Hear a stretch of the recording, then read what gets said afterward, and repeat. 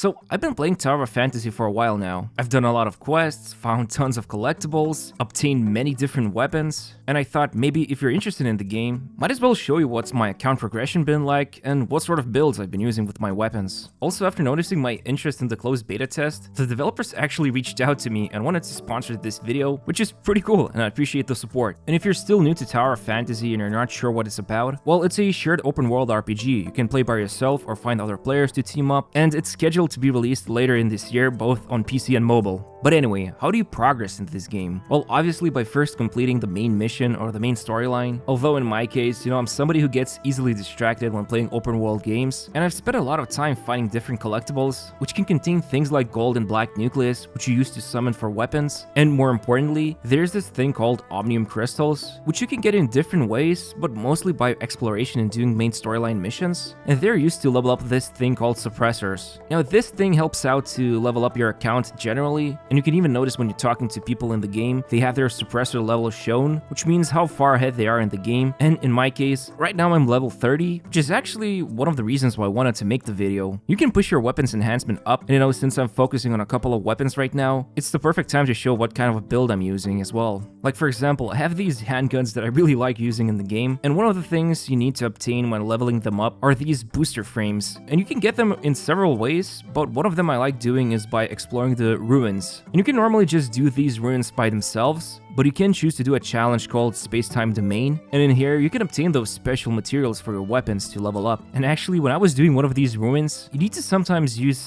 different relics, which are like gadgets that can provide different types of support, you could call it. And since these ruins can contain puzzle elements, I found myself at this place where I felt completely stupid because there were these lasers guarding the room with a treasure chest. And I made some really stupid attempts trying to solve it, but in reality, I had to use this omnium hand cannon, which creates big pillars, and if you aim the gun at this point here, it will actually block the lasers, and yeah, you can then just claim the chest. I know you would have solved this way more faster than I did, but that's how my gacha gaming brain works sometimes. But at least I continued using that relic in other places. Actually, you can even use it in combat or in trials, and it's a pretty cool way you can just block enemies or stand on top of it. But yeah, I think it's enough about the ruins for now. Now, there's two other systems that help power up your account. I don't really want to get too deep into them, but basically there's Matrices, which you can equip 4 of them on each weapon you have, and they provide various stats and bonuses if you equip the same type of matrix. And also there's equipment. I really didn't spend too much time figuring out how it works, but it's just stats for now, and I just equip them when I find a better piece. But yeah, going back to weapons, after obtaining enough enhancement materials from ruins or other challenges, I can finally increase their level cap from 50 to 60, and it's actually a pretty major boost in damage. And you'll know why when I'm showcasing some of the weapons I chose to use on my account. But you're also probably wondering, what's the deal with the characters and the weapons? Don't you actually create your own character and just use them in the game? Well, here's the thing. After you summon and unlock a new SR or SSR weapon, the first time you obtain it, you also get the character with it. But this character acts like a skin you can choose to turn on and off, and it also provides various little bonuses. Some of them can actually even increase your combat abilities. But the cool thing about it is that even if you activate the skin, you can still toggle the on-off button of your own customized character. Which reminds me, I haven't done the best customization work on my character, so probably I'm just gonna set aside some time later and just keep customizing the character, because as you can see, there's lots of different options to choose from, and I'm sure you can come up with some really cool looking custom character of your own. So if you like the skins bonuses but you still want to display your own character, that can be done. Oh, and yeah, I keep calling them skins. I mean their official name is simulacra, but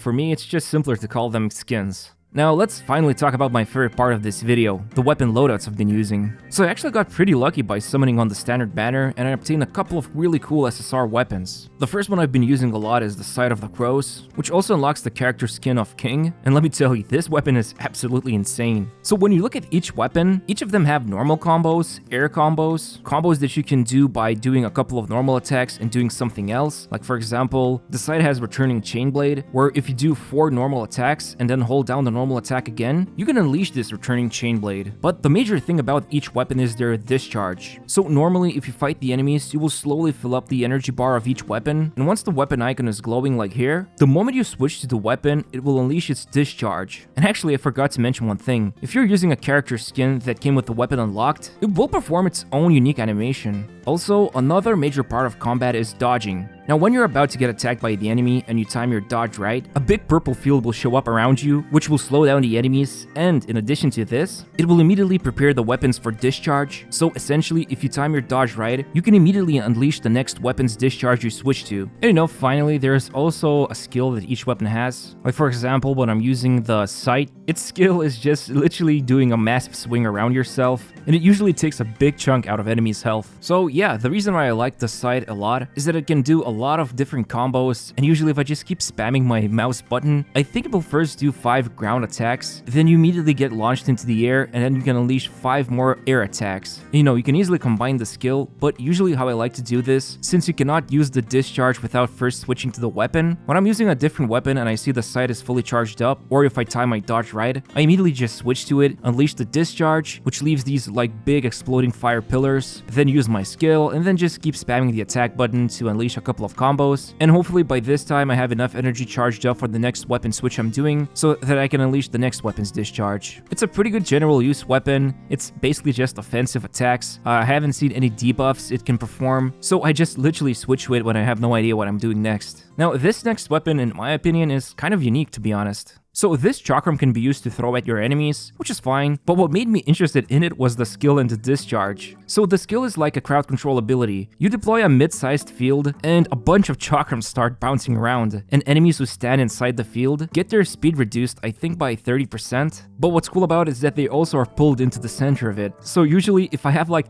5 or 6 enemies inside the field, there's like a bunch of Chakrams just bouncing around inside the field, and there's like a lot of numbers popping out. And the discharge is also pretty cool. I actually haven't seen many weapons do this, but the discharge actually stuns the enemies when you use it, and I think there's even a bigger chance to stun them when you're inside the field. So I basically use this weapon as a crowd control / attack weapon. Now the final weapon slot usually depends what I'm doing. Normally I'm using Staff of the Scars. If I see that I suck at dodging or I still need to get some additional survivability, because both the skill and the discharge will heal my character, and as far as I'm aware, if there's other people from co-op standing in the field, they also get healed. So for doing a co-op dungeon like a joint operation, it's actually pretty useful. But if I want to go completely offensive, then I just love using these handguns called dual EM stars. I don't really care what's happening usually on the screen because it has one single animation I just love abusing all the time, and it's the air combo. You just remain suspended in the air and just keep spamming this like small circular AoE attack, and it's just so satisfying to do it all the time. And I think I even have an excuse to continue using these handguns because the discharge skill, in addition to doing damage, also dispels enemies' buffs. So